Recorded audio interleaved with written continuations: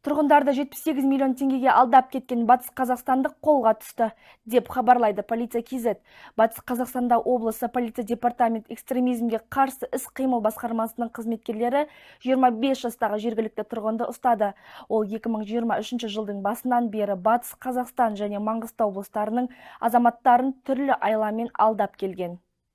Күдікті техника мен автокөлік сатып алу, ұялы телефон сату, тауарлық несиені қолма-қол ақша алу, айналдыру және ақшаны көбейту сияқты желеулерді пайдаланып, адамдарды сеніміне кірген. Мәселен, 2023 жылдың қазан айында ол Орал қаласының бір тұрғынын тауарлық несиені қолма-қол ақшаға айналдыру сылтауымен 4 миллион теңгеден астам қаржы алдап кеткен. Сондай-ақ сәуір мен қазан айлары аралығында тағы бір қала тұрғынына тұрмыстық техника жеткізіп беремін деп 4,5 миллион теңгеден астам шығын келтірген. Тергеу барысында алаяқтың құрбандары негізінен өз таныстары екені анықталды. Қазіргі уақытта күдіктіге қатысты 14 алаяқтық дерегі бойынша тергеу амалдар жүргізілуде. Келтірілген жалпы шығын көлемі 78 миллион теңгеден асады. Ұсталған азамат уақытша ұстау изоляторына қамалып, өз кінәсін мойындады.